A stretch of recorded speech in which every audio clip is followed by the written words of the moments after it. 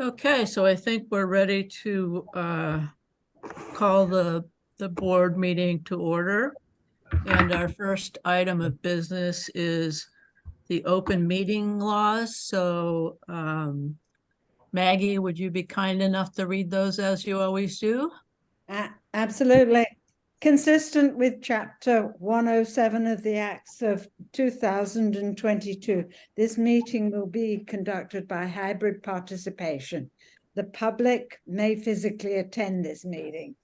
Additionally, all votes taken by the Board of Health's Committee for Biosafety during this and future remote meetings will be by roll call vote.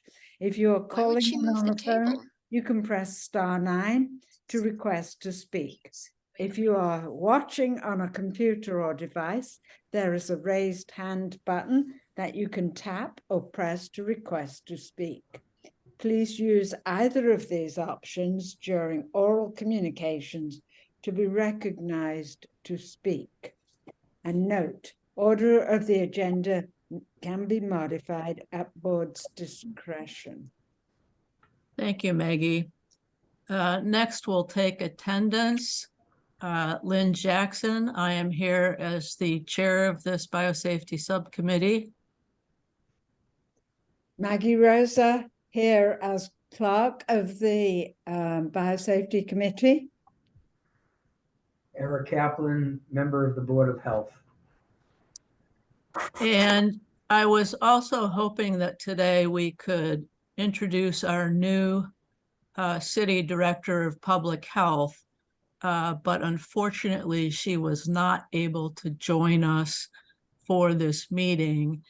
And just for the record, I want to make sure everyone knows that Lynn Klotz did resign from this committee, so he is no longer a committee member. And Vicki, maybe you can introduce yourself. Hi, my name is Vicki Stringfellow. I'm the city's applications manager and business analyst for the IT department. I handle, among other things, all of the online permitting setup, including the registration form for this subcommittee. My background is I spent most of my career as a academic survey methodologist and data scientist. So I've only been with the city for about 6 years or so. And most of my career has been spent in academia and nonprofit sector doing healthcare research, survey design, research methodology, data analysis, and publication. So, hello.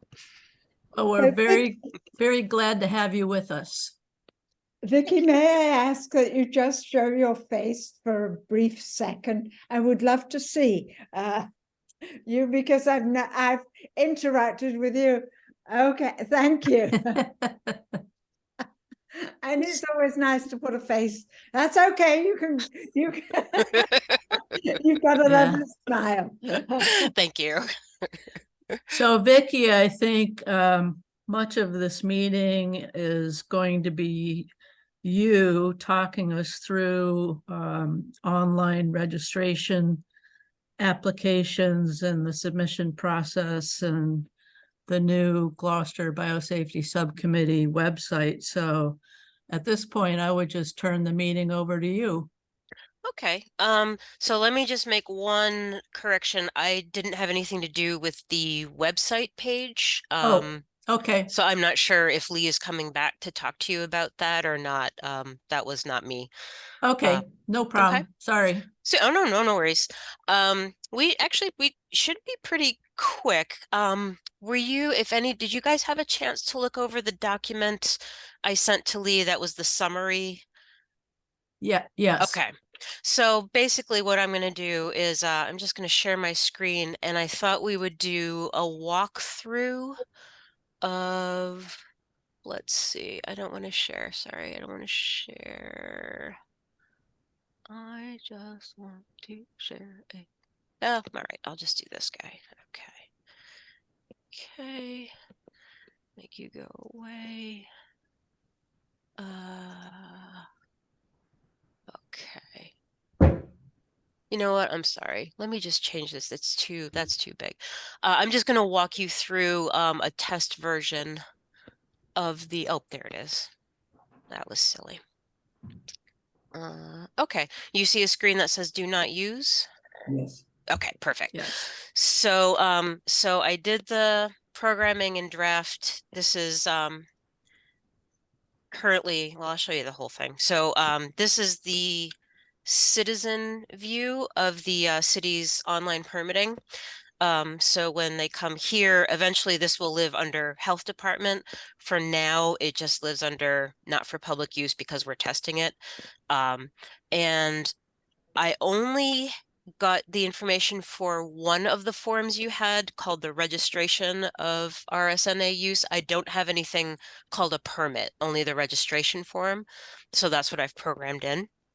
So I was under the impression that Maggie had also forwarded to you the permit application that we had finished discussing at our last meeting. Is that not correct? No, it may have gone to Lee. The only thing I have is the registration permit. Or Okay, the registration form rather, sorry, not the permit. If the permit is similar, then we can use, cannibalize most of the programming. So yep, Yeah. if it's similar, it shouldn't be a big deal. okay, Okay. thank you. Sure. So this is what the public would see. I just made this text up. So you guys I can submit this to you and you guys can take a look at it. But basically this area is called the storefront. And Vicki, it can just, you enlarge this a little bit? I'm sorry? Can you enlarge this a little bit? Sure. Say when. That's much better. That's Okay. better. Good, Okay. good. So yeah, so it just needs to be very brief. This is just people have already clicked on it to apply, so we don't need to give them the whole spiel about it. They would get that from your web page. Just a general bit of information, use this form, blah blah blah. It's $100 and a link to the guidelines. Which I'll get rid of. Mhm. So okay, so then they would do apply online. And oh, yep, let me log in. Excuse me.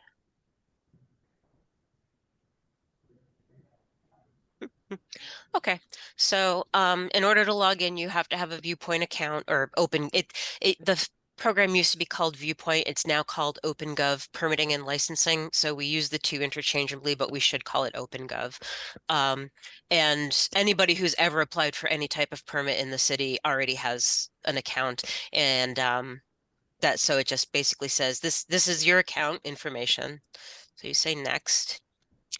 And then this is address based. So if there is I mean, I assume this is what they would put in is the site where they're doing this work. So the permit is actually tied to that location. So you put that in and you say next. Okay. So excuse me one second. Sorry, I'm getting over a cold. So first, going from the original form that you had, we're starting with the institution details. The little asterisk means that the field is required, and I've made just about everything required. Oh, this one should be, but it isn't. I'll fix that. So basically, I'm just going to go through it quickly. So they put in the name of the institution, the phone number, street address in Gloucester, and then is there a different mailing address? If they say yes, then it asks for the mailing street address, city, state, zip code, etc. If they say no, there's not a different mailing address, then we've collected their street address here and we know they're in Gloucester. Then their website URL, and then a new question: does the organization have an IBC? Because the PDF form that you started with, it required certain attachments or certain documentation if the institution has an IBC. So we'll just ask that here, and that will let us do the conditional programming to require that. So for the first one, I'll say no, we don't have one. Okay, and then we say next. And then the form asks for the info on the chief scientific officer, so their name, their email, and their phone number. Mhm. And then it asks for the information on the person in charge of the RSNA use. So their name, their job title, office phone, mobile phone, office street address, and then similar to the institution, if the person's office is in Gloucester, they can just say yes and they don't have to put anything else. If they say no, it's somewhere else, then they have to provide, the actual location. So we'll say yes, and then they all have to provide their email. Next, okay, so some project information. Are the experiments exempt from NIH guidelines? And this was a question that I had where, would they be filling out this form for a mixture of some exempt and some non-exempt? And I believe it was Lynn who replied and said, if they're doing a mix, then they have to do different forms. So basically either everything related to this form is exempt or everything related to this form is not exempt. Correct. Is there a way to put hyperlinks into this We document so that you could actually have a hyperlink to the actual NIH guidelines?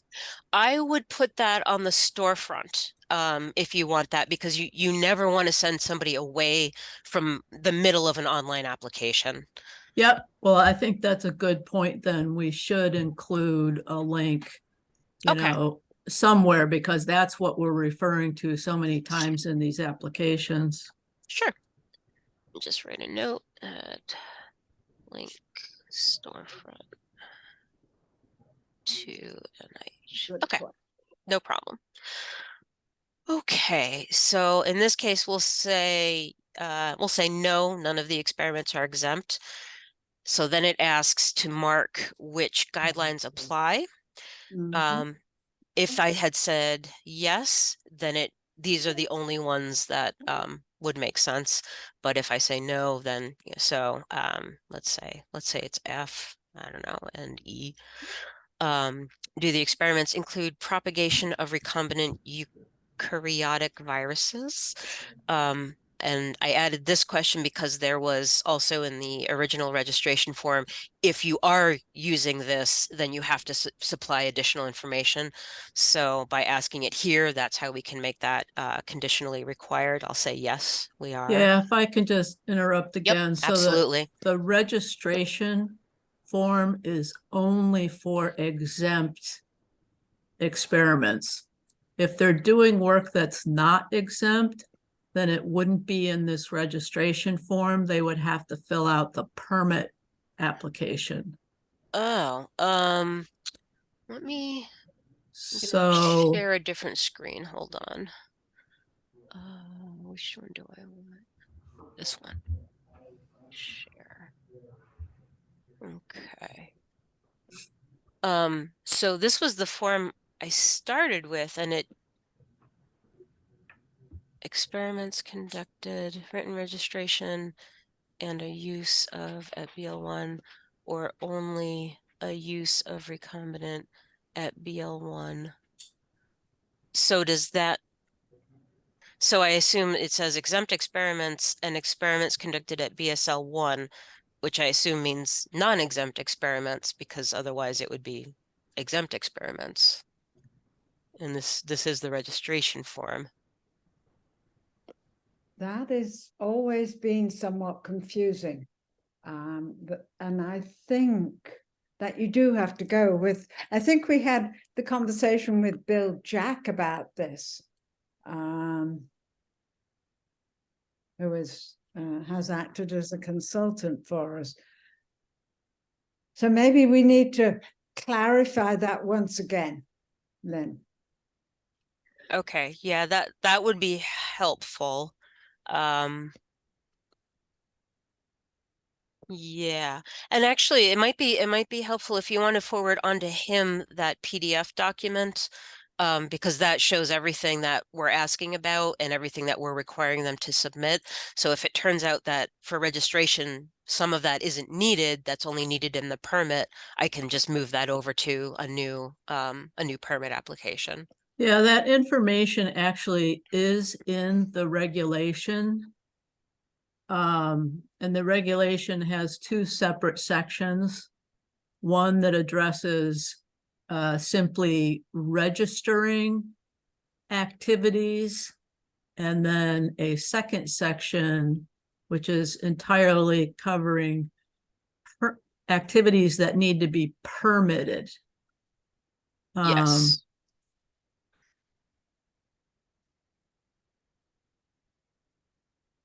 So see, there's a whole Yep. bit Oh on no, I've read this. I'm sure you have. Register their proposed work, users whose work is exempt. Users, well then, so it says users whose work is exempt, okay, but then it also says users not constructing rDNA organisms, but whose work involves only their propagation, not including viruses. So I'm assuming that that means it's not exempt, because otherwise all you need is this one that says it's exempt.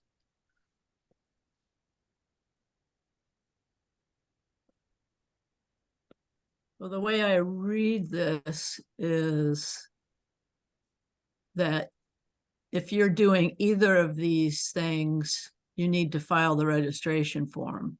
Right. So wouldn't two would be non-exempt work, right? Because otherwise it would fall under one as being exempt. Yeah, I see how you're reading that. I mean, I could be, and I asked Lee, because Lee did mention there was or I saw there was a permit mentioned in here, and I asked Lee if any, or no, I think I asked, sorry. I did ask Lee, and I think Lynn, you replied that there are no existing permits. So currently nobody in the city is permitted. So everybody Yeah, would have to do the registration. Right. But well, if I have too much information in the registration, that's totally fine. I can take it out and move it to a permit. yeah, I mean, I guess the way we were envisioning this is that there would be two separate applications. One that would be an application for registration, which would include number 1 and number 2 in 5.1, and a separate application that would be to apply for a permit. Right. And I did not go through the permit. So that requires a plot plan and all of that, list of all the organisms. So I didn't do any of that. I only Okay. did the registration. But again, like I said, like the way I read it was that it applies to exemptions here and non-exempt work that conforms with this. But I'm not sure you need to say non-exempt. I think you can just say users not constructing recombinant DNA organisms, but whose work involves only their propagation. You don't have to call that non-exempt. I'm just trying to make sure that we don't confuse people. right. So if somebody is doing work, wait a minute, users not constructing. So if someone is doing work where they're not constructing organisms and it involves propagation, is that exempt? I mean, what I mean is the exemption category, is it mutually exclusive? You know, could I fall into category 2 here, but also be exempt? Yeah, users in the following categories are required to register through the registration application. So both, if you're non-exempt, or if you're number 2 here, not constructing or blah, blah, blah, both of those would require submission of an application for registration. Right. And number 2 is not exempt because number 1 is exempt. Correct, but will people who are logging on know that non-exempt means users not constructing? I can add that in. as an Yeah. informational, but I mean, these are going to be CSOs, right? They should know the guidelines before they apply for Yeah, RSNA work, you would think. you'd be It's not like you'd I'm be going to apply for it.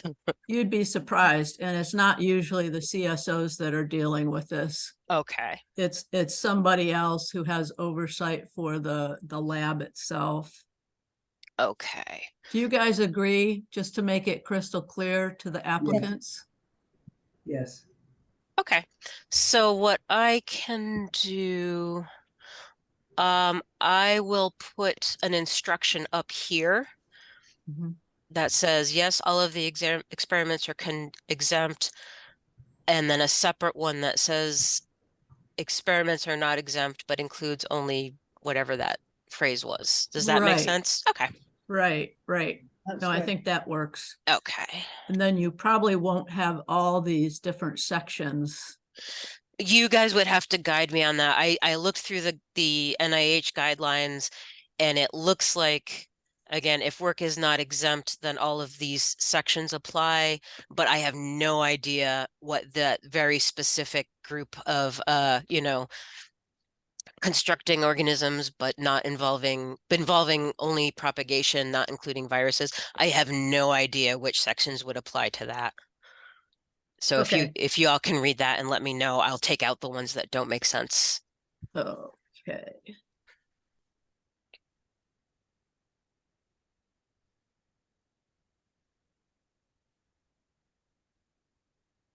Okay. Okay, cool. Okay. So then Vicky, will we be able to get log on information so that we can go in and see this this draft? And the reason I ask is because we do have a consultant who is an expert, and he would be able, to help us ensure we have the right sections identified. Perfect. Yeah, I mean, again, all of this is in that summary document, all of the questions and everything, Mhm. and the skip logic is all in there. But yeah, this Okay. right now, if you go to the city website, it's that where I started that, do not use, not for public use. Yep. Anybody can go in there and start this draft. And I can Okay. leave that open Okay. if you'd like. Yeah, that'd be great. Okay. So I'll do that. Do they include this propagation? I'll say yes. Are the experiments already in progress? Because again, in the form, some things need to be attached if the work was already in progress for institutions already in operation versus institutions commencing operation. Mm-hmm. So I'm going to say no, haven't begun yet. Okay. So then this is the information that we basically are asking their digital signature for. There, I attest to the following. All the information provided is correct. All work will be done following the appropriate NIH guidelines in accordance with the regulations. Because I said this work is exempt, all work will be done at the biosafety level designated as BL1. And I'm responsible for providing an annual report, summarizing the work over the previous 12 months and addressing any ongoing work. Now I'm just going to go back real quick. Now, if I said, no, the experiments are not exempt. I Sorry? have a question for Lynn. Lynn, aren't the ones that we're allowing, BSO, the 1 and 2 are exempt? Yes. So It's only the 3 and 4, and we're not allowing that anyway. Correct. We're only allowing biosafety levels 1 and 2. And I Right. believe that the exempt activities are all BL1. That's Yeah. right. And because I said that all the experiments are exempt, that's why it says all work will be done at BL1. And that's just for the registration, not for Correct. the permit. Yeah. Correct.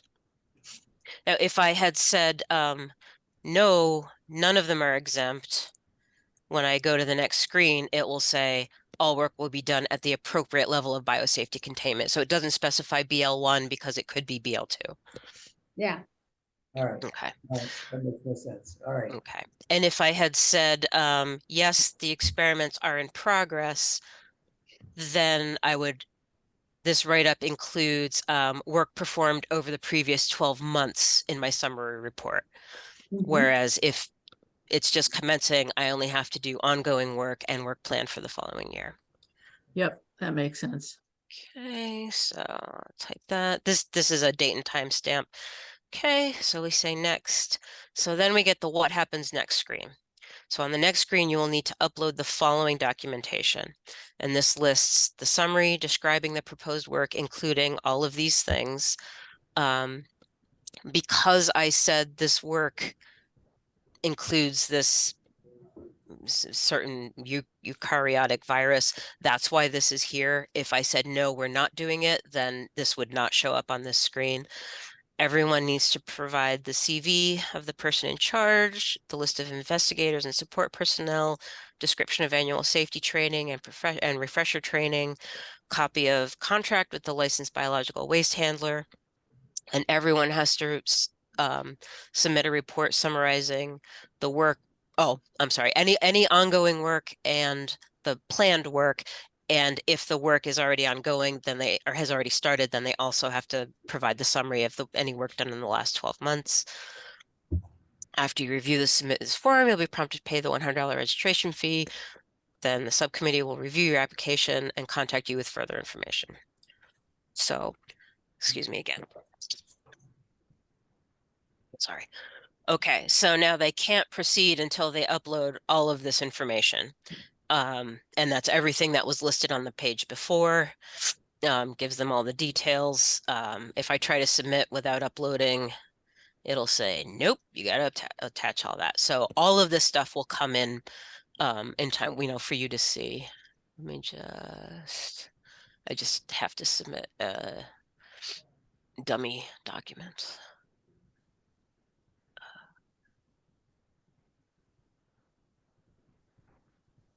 Okay.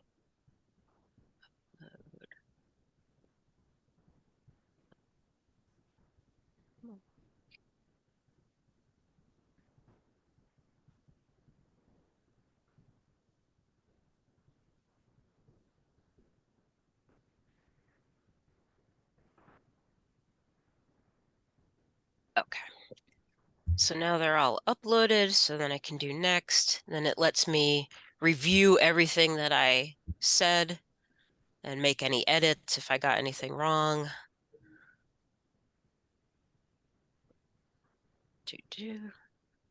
My attachments are there. If I submitted the wrong thing, okay, confirm and submit. Okay, so now it's saying, time to pay. I'm not going to review it unless you pay. So yeah, so I'm just going to do this so no, I'm not going to do that. I'm going to show you now the back end, because what we do need to discuss is the workflow that you want to use. Like once it's submitted and they pay, then what do you want to happen? And right now, oh, actually, I'm sorry, I do need to submit that. Go back here. Let me go to explore. Not for public use. Okay, so what Lee would see on her end, or whoever is going to be in charge of going through and doing the initial review, they come here. You see, okay, here this just came in. So this is basically the back end, the administration end. So detail section is where everything that I filled out on the form is displayed for the staff person who's looking through it. Attachments are where they can, look at all the attachments, open them, download them, review them. That's my profile information. That's the location. So because I didn't know the workflow, all I put in now is that payment is due. After that, I don't know what you want to do. Who's going to do the review? We don't typically give non-employees access to this back end. we can do that. I would prefer to just give it to one person and then give the rest of you the ability to view the information. So the regulations require that this committee review the application. Correct, but you can review it without going into the back end. You can. Yeah, I mean, as long as we get all the information, we don't necessarily have to use this mechanism. Right. So somebody could go in, whether it's Lee or somebody else can go in and just do that, print original record, and that will create this document that she can share with everybody that shows all of the information I uploaded. And we can also, she can share the attachments, or one of, I mean, basically this is kind of the crossroads. I don't know how you want to handle that part. Has there been any discussion? Is this something, I mean, I know this Well, is we have discussed it and we decided we couldn't really do anything until we knew how the application process was going to work. so a catch-22. Yeah, exactly. Perfect. Exactly. So, I think mean, this is like an internal health department issue to figure out who is doing the clerk work for this process. Okay, so then that would be something for Dominique to decide, because the way boards and Yeah. committees work is that there's She usually knows the workload, she knows her staff. So exactly. yeah. And I actually believe Dominique is, well, she is supposed to be a member of this biosafety subcommittee as Yes. the director of public health. So Correct. she might actually be the one who does the initial review and, sends the information to the rest of the subcommittee members. I don't know. Yep. But I can show you, this is a different permit, just what it generally looks like. Okay, here's a dumpster permit. So, of course. Okay, so the workflow is generally after the payment is made, there's a step that becomes activated, which is a health department review. It could be a subcommittee review, could be a board review, and a staff person would be assigned to that. And once it's done, they would say this step is complete, and then that would, once a step is complete, it activates the next step. And in this case, it creates a permit document, which I don't know if you are actually issuing documents of any sort. Let me show you one. Like this is what a temporary dumpster permit certification looks like, that the person can print and post if they need it. If you want something like that for the registration, I don't know.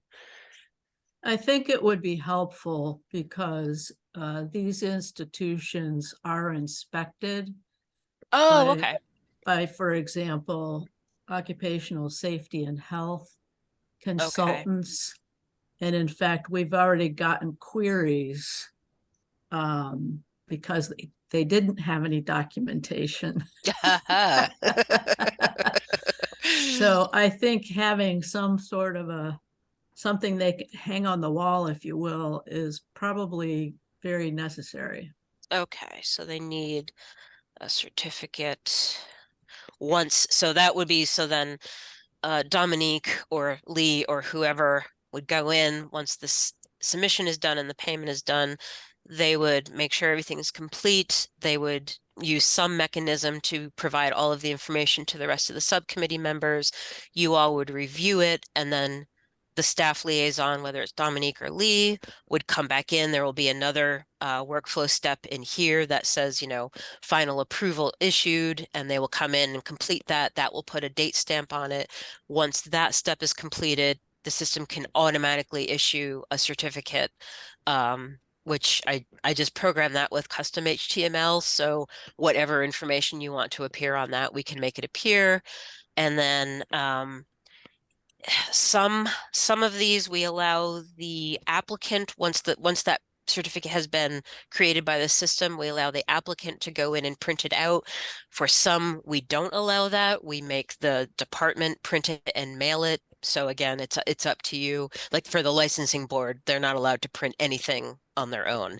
Yeah, I think that's a question for Dominique too, because it's really internal. I mean, none of us are city employees. Mm, okay. And I mean, this sounds like a fairly serious piece of information that they should have. So it's probably something that you don't want them printing at will. It's something that you want to come from the health department, I would guess, but I would guess as well, but okay. I think Dominique still has to Yeah. decide because we're not there. Yeah, And then- right. and then once it's accepted by us, does it go to the Board of Health? If you want it to, is it supposed to? That's what I'm asking. Oh, I don't know. I don't know what the process is. Oh, you're asking Lynn, not me. Yeah, asking Lynn, yeah. I think it does. I think we make a recommendation. To the board. Oh, okay. Okay, so I Correct. can put in steps for that, and the staff liaison we basically want to monitor that all the way through. So there would be a workflow step for Dominique or Lee to say submitted to biosafety committee. And then after the biosafety committee reviews, there would be a step that says subcommittee recommendation made to Board of Health. Right. Or subcommittee reviewed, and then there would be a step for, if it's yay or nay, does it go to the Board of Health? And then once the Board of Health approves it, that would be what issues the certificate. Correct. Okay, I see. Correct. Okay, Much better. It's much more clear. okay.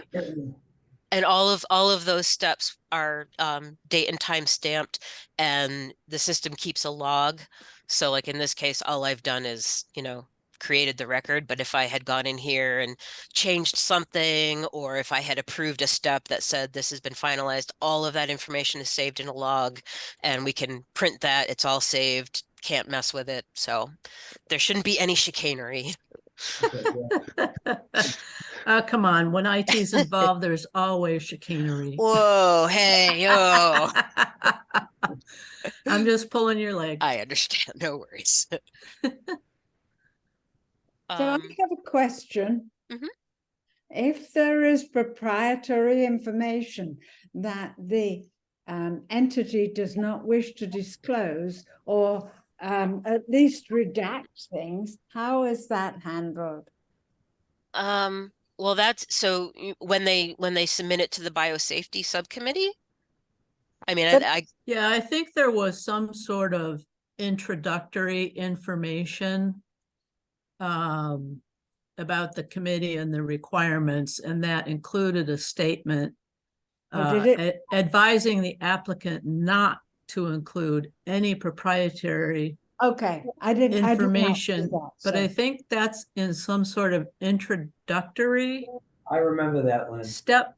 You're right. is that it in the guidelines, you mean? Because I didn't see No, that in no. the registration form. No, it's not in, well, it should have been in the registration form, because we've had a lot of discussions about this, and I think what we got to see before, there was like a homepage, if you will, that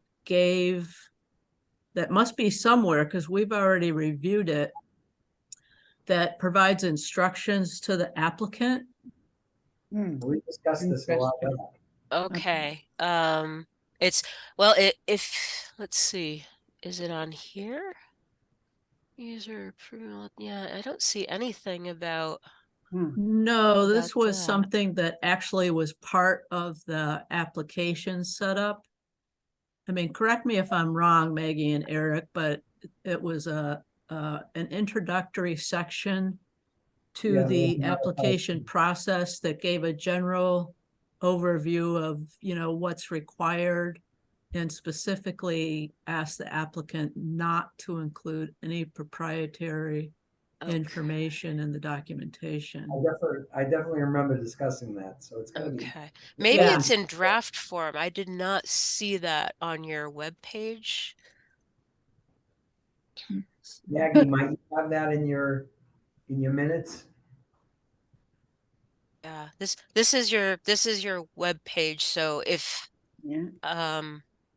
and there's the regulations is the only link, but everything else says contact health department. Maybe it's on a PDF that Lee didn't share with me. She only shared the form, not a cover sheet, maybe. But that's okay. Whatever. I mean, if somebody can send me that cover sheet information, I can certainly add all of that text. That's totally fine. Yeah.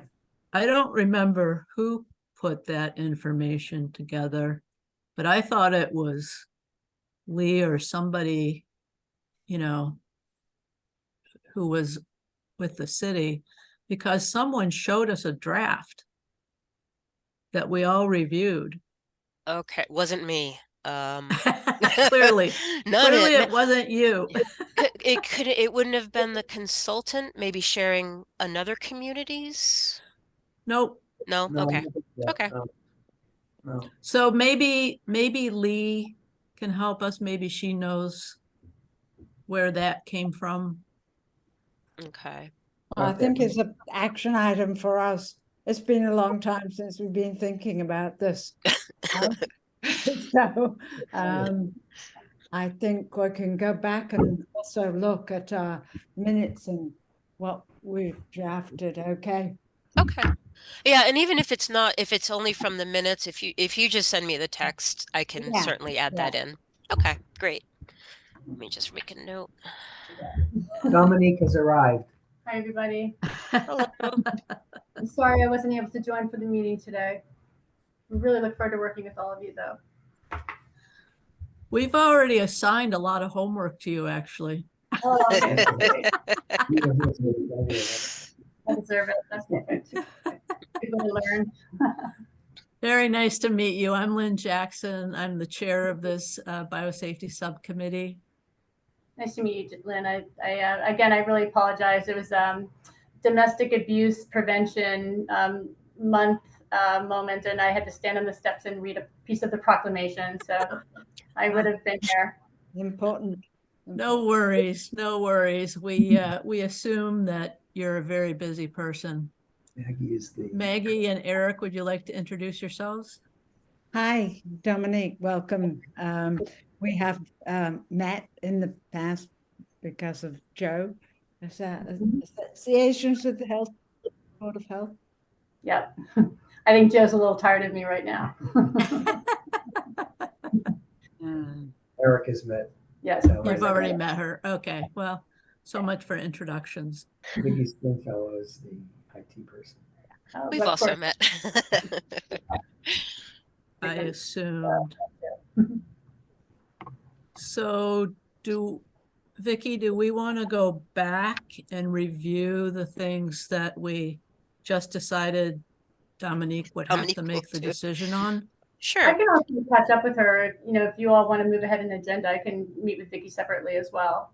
I definitely read through the packet. I know what you were going to be working on. Yep, so that's fine too. If that's more efficient, that's fine with us. Okay. So let me just go over my list of things on between that's just me or myself and Dominique. So we need to create a certificate for the final approval that they can hang on their wall. And I can create a draft and you guys can sort of say, no, it should also include this information or don't include that information, whatever. But I can do that. We had a question for Dominique about whether or not once that certificate is issued, if the applicants are allowed to print it or if it needs to be mailed from the health department. I need that cover sheet information about not submitting proprietary info. Once I have that, I'll add that text in. I'm going to add a link in the storefront. Currently, there's a link to the city's guidelines on RSNA use. I will also add a link to the NIH guidelines. And then if I can't read my writing here. Something about not propagating. Oh, I have to add that text. If they're not if they're not exempt, the experiments are not exempt, I will add that information that specifically says not propagating viruses, or you Yeah. remember what that was. Yeah, the information that comes right out of the regulation. Right, right. Yeah. And And then then sorry, go ahead. my action item is to follow up on the specific sections of the NIH guidelines that will apply for the registration. Right. And if you could, if you're dealing with the consultant, if they're if I'm asking for too much information in this registration form, and there are some bits that should only be in the permit, any information on that, it's no problem. Mhm. Great. All right.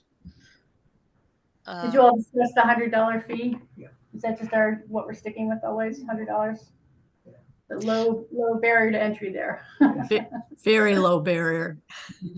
Yeah, is that and this is just out of curiosity, is that because um Because the it's what is in the regulation. Oh, okay. I thought it said a minimum of $100. No. Oh, okay. Gotcha. Gotcha. So in order to change it, we would have to change the regulation itself, which according to Joe would take a lot more time, and We would We have just- to have an open meeting. yeah. Right.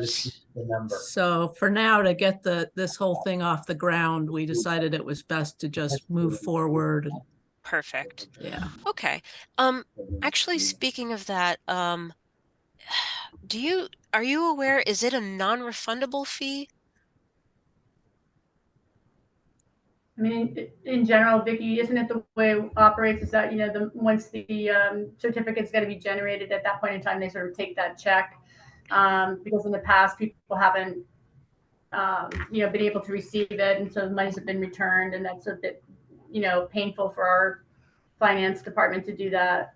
It is, but some permits, actually special events in particular, anything that involves a lot of time for review, I mean a lot of reviewer time, they charge a non-refundable application fee, because you're not paying for the certificate, you're paying for the time people are taking to do the review, and that's what makes it non-refundable. But I mean, this either whatever this is supposed to be, that's how we'll set it up. I just wasn't sure which way it would be. Seems like it should be non-refundable. $100 is nothing. It's nothing. Yeah. But okay. But again, Yeah, and we're not however it getting is. paid for this review either. That's true.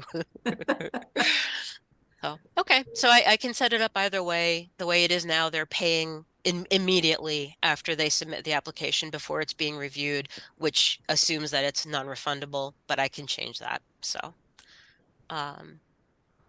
okay. Do you have any other questions for me? Well, I just want to thank you. I'm sure this took significant time and effort, and I think it looks very streamlined, user-friendly in terms of filling in things. And, I think it was a great first draft. So thank you again. Oh, certainly. You're very welcome. And that's the survey methodology career coming through. Like I like finding the easiest way to ask somebody a question. So, I didn't send a lot out about your background, Vicky. It made me so happy. oh, sweet. So, well, thank you very much. It was really nice to see all of your So faces. one more, yeah, Oh. I had a question. Go ahead, Maggie. Quick question for Vicky. How long do you think it will take to address your action items? And I guess the same applies to Lynn, so that we can then set up a future meeting. So the ones that I need to address on my own without input, I mean, I could have it done by early next week. It won't take long. It's just getting it in the project queue. But I could have that within a few days.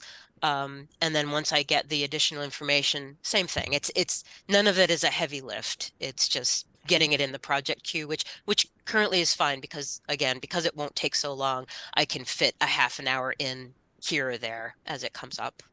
That's great. And then Lynn, the follow-up question there is, if you get the appropriate information from Bill Jack, Mhm. can you just, or will you just send that to Vicky? That would be the most streamlined way to do it, Vicky, if you're okay with that. Sure. Sounds good. So at least, let's say a month or something like that. Because who knows what Bill Jack, excuse me.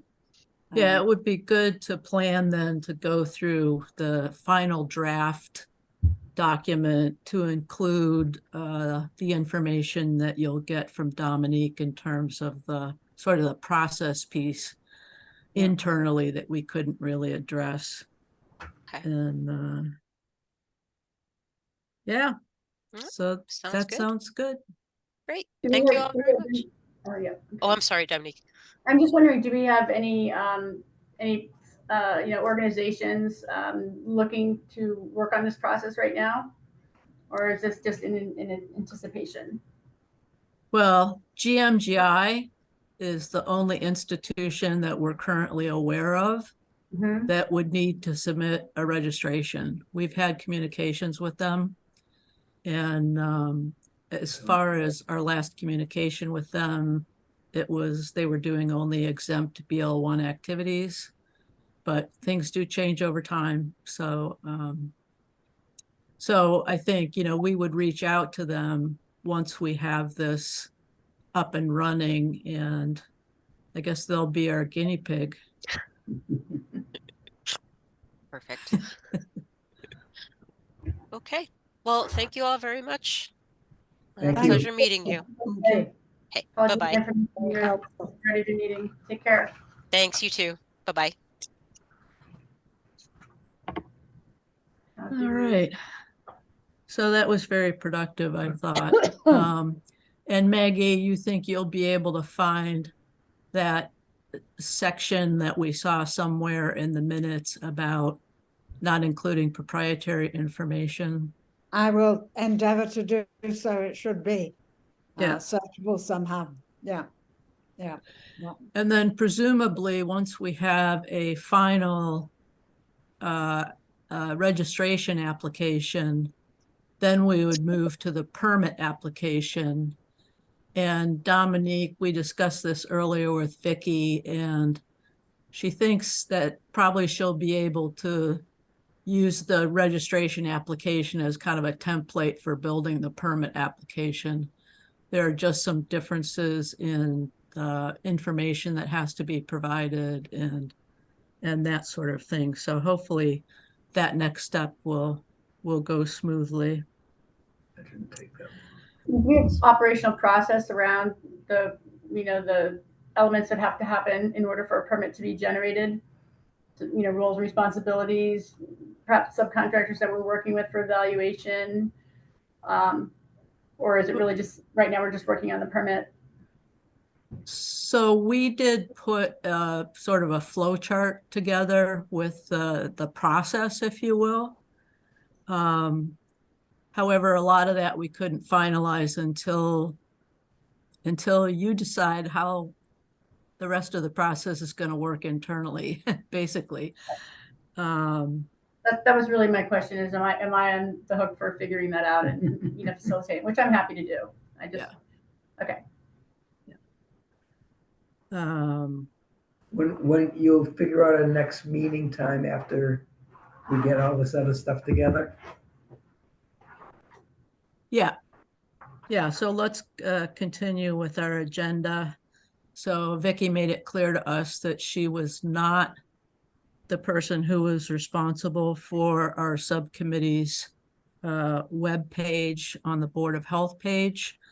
Lee had sent a draft of that to me earlier, and I did make some comments and corrections to that information, but I have to admit I have not gone back onto the website to see if all that has been updated. But I will give myself that as an action item to just go back and make sure that all those corrections were made. The next item of business is to review and approve the minutes from the last meeting. Is there any discussion? Oh, maybe- I'm sorry, I couldn't hear you, Eric. I think you'd have to have the motion and then ask to have discussion. Yep, okay. So I move that we accept the minutes from the last meeting. Now ask if we have any discussion. Yeah, my Robert's Rules of Orders need a little polishing. Now, is there any discussion? I don't have any. I don't have any either. Okay. All in favor? No, roll call. Lynn Jackson, yes? Maggie Rosa, yes. Eric Kaplan, yes. Dominique Curley, yes. All right. Then really the last thing I wanted to discuss is, as you all know, Lynn Klotz, who was a member of this subcommittee, has resigned. So we need to replace him. I don't honestly know, Dominique, if there is an actual process for this. I know that when Joe reached out to me to serve on this committee, he asked for a CV and, you know, provided information. But I don't know if there's actually a process for doing that and or reviewing potential candidates and choosing them, and whether that is our job as a subcommittee or exactly how that works.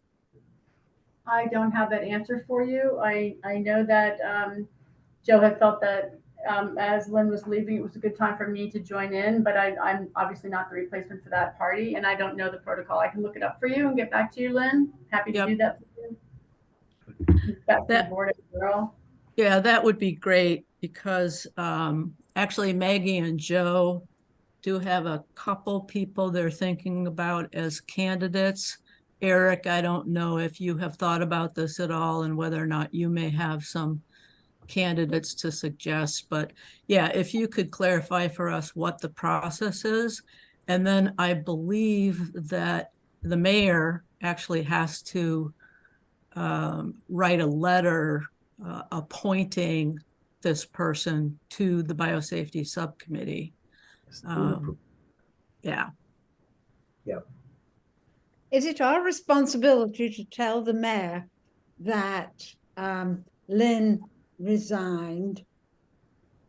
Lynn just sent an email to us, I think, maybe CC'd Joe.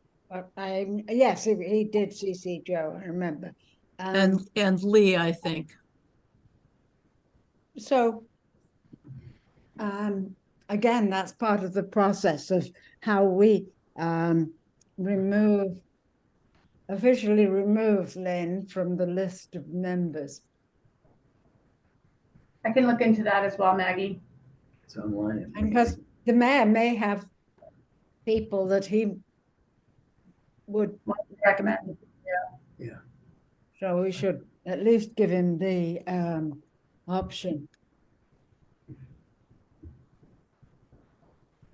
Yeah, that would be great, Dominique, if you could get back to us on that. Sure.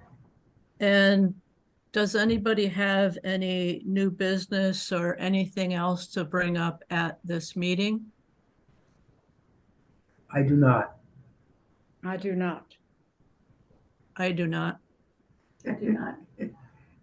Okay.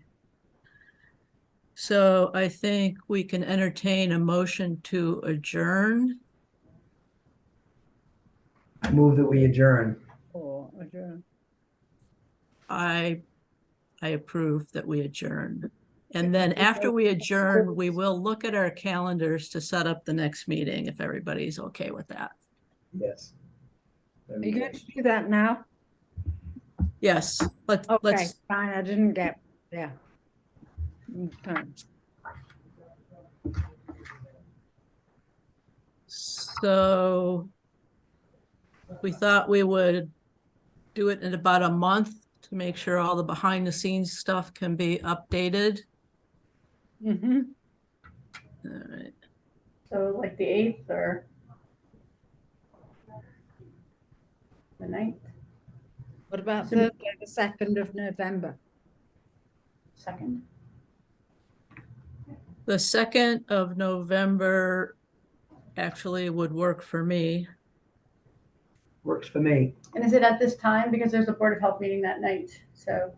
Yeah, we have usually been meeting from 1 to 3 just because it's worked out for the members' schedules. That's not to say we couldn't change it. No, it doesn't, I just wanted to be sure it didn't conflict with the Board of Health meeting. Yep. So, Well, and Eric would be at the Board of Health meeting too, so that would definitely create a problem. Yeah, but if it's 1 to 3, that's not a problem. Okay, So, so 1 to 3 on November 2nd. And I will follow up with Leah on that. Okay. 1 to 3. And it'll be at the on Pond Street, right? That's up to Lee. It depends on the scheduling of the rooms, which I have no vision into. Okay. Well, again, welcome, Dominique. We're very glad that we actually have a director of public health to be working with us. yeah, And, you know, I have a nice background on this one too, so I'm really pleased to be part of this group. Good, excellent. This is a place I feel comfortable. Oh, good. Unlike a lot of other parts of my job, this is a great part. Glad to hear it. All right, well, I guess I'll let everybody go then and enjoy this afternoon, which looks like a nice one. Yes, Yeah. thank you. All right, take care, everyone. Thank you. Bye-bye. Bye, guys. Bye-bye.